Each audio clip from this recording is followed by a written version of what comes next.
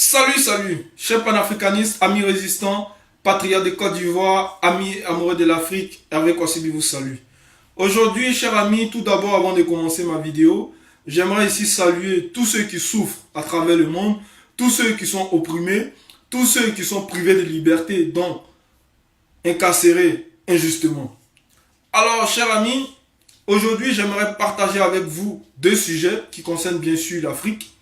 Donc, le premier est la relation entre la Chine et l'Afrique. Et le deuxième point, c'est le rôle de nos chaînes nationales africaines. Alors, chers amis, depuis quelques années, si vous avez remarqué avec moi, des entreprises chinoises s'implantent nombreusement en Afrique.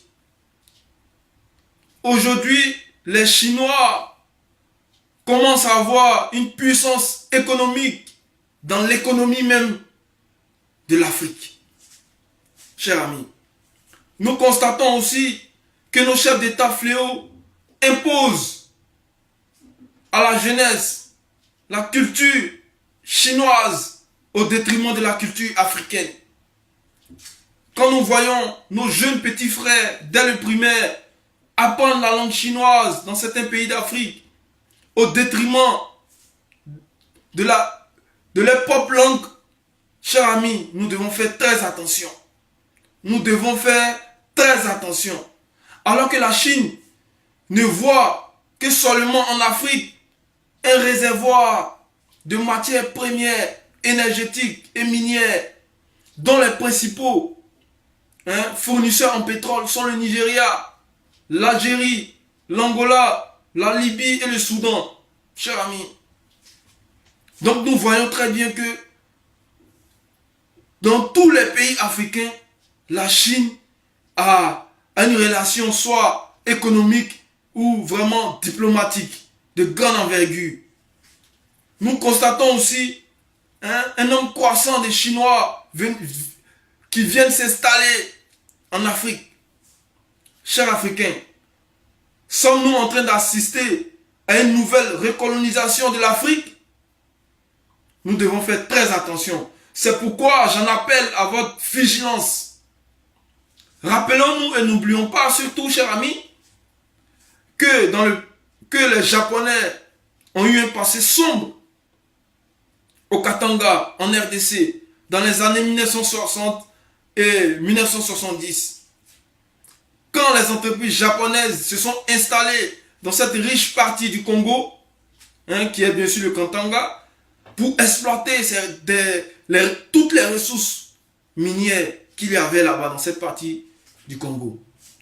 Alors, chers amis, ces Japonais qui y travaillaient ont bien sûr rencontré nos mères, nos sœurs congolaises avec qui ils ont eu des enfants qui aujourd'hui sont délaissés, rejetés déjà en premier lieu par ces Japonais-là et en deuxième lieu par nos frères congolais parce que ils sont métis, chinois-congolais.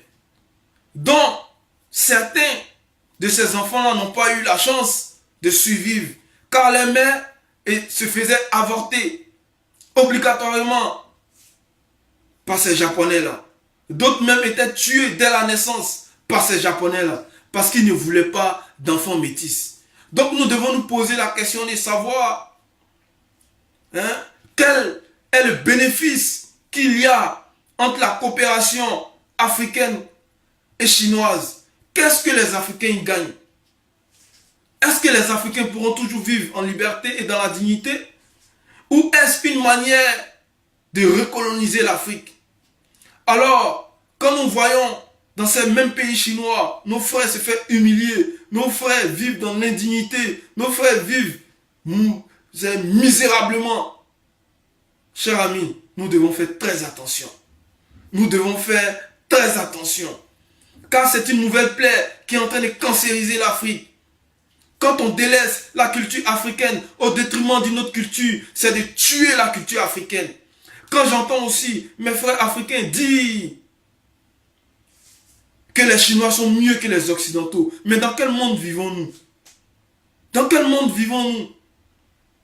Le chinois est pareil que le français. Le français est pareil comme son semblable américain. Tous sont pareils. Voilà. Personne n'est mieux que son ami. Quand nous voyons la Chine envahir le Tibet, nous ne pouvons pas dire que les Chinois ne sont pas pareils avec les autres. Car nous ne voulons plus d'une nouvelle colonisation en Afrique. Nous avons assez de problèmes déjà à résoudre. Donc j'invite nos gouvernants fléaux qui vendent toutes nos terres aux Chinois. Si c'est pour venir faire des ponts en carton ou des immeubles en carton, ce n'est pas la peine. Voilà. On a des ingénieurs africains qui sont là, qui peuvent s'en occuper. Voilà, on a aussi la main d'œuvre qui est là, qualifiée, ouvrière, qui est au chômage, qui peut travailler pour l'Afrique. Donc arrêtez de piller l'Afrique. Arrêtez de vendre l'Afrique au plus offrant. Nous sommes fatigués.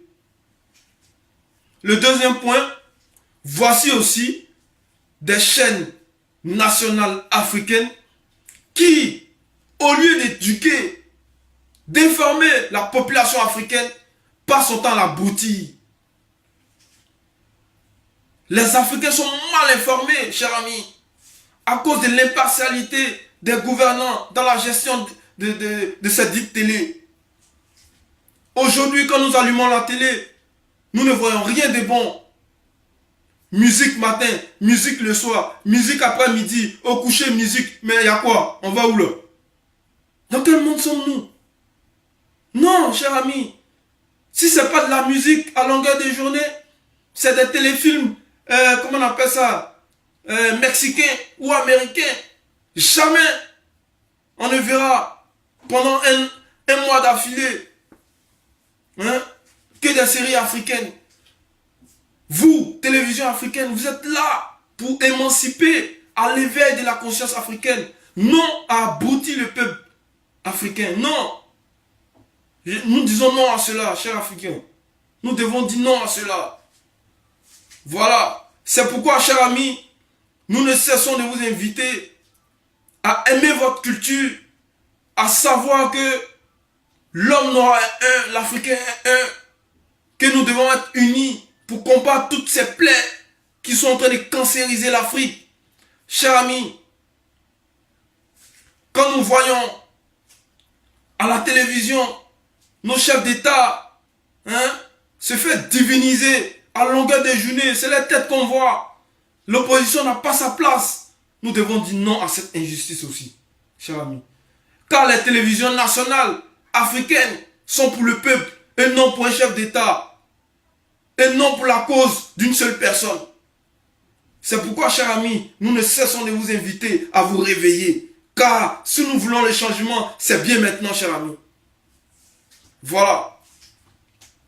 À cause de ça, aujourd'hui, nos jeunes frères DJ, sinon nos jeunes frères étudiants, laissent les universités.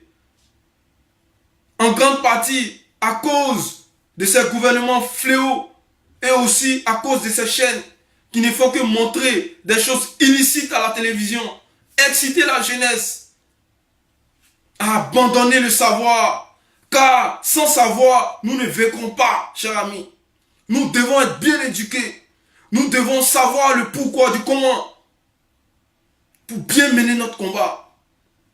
C'est pourquoi j'invite la jeunesse africaine à s'instruire. Car avec cet enseignement, nous pourrons mettre de l'ordre en Afrique. Nous pourrons vivre dans la dignité. Voilà. Donc, chers amis, aujourd'hui, c'était un appel à toutes ces télés-là, africaines, qui passent le temps à montrer que des bêtises à la télévision. Voilà. Nous, on ne paye pas pour ça. On veut voir des vrais trucs. Pas du n'importe quoi à la télé. Donc, sur ce, cher ami, je salue toute la grande famille des résistants. J'espère que mon message va entrer dans l'oreille de celui qui doit entendre ça. Voilà. Donc, je salue tous mes éléments. Je salue la grande famille de la Trois-Fagandes. Jesse Limitus depuis les Pays-Bas. Demstar depuis Londres. Ma vieille mère Nina depuis Paris. Moi-même Hervé Kwasibi. All Rousse Marley. All Blacks Modo. Hassan Sangaré. Mes frères de la Jossi Gang. Je salue aussi tous ceux qui se battent ici et ailleurs. En ensemble, chers amis. Ciao, ciao.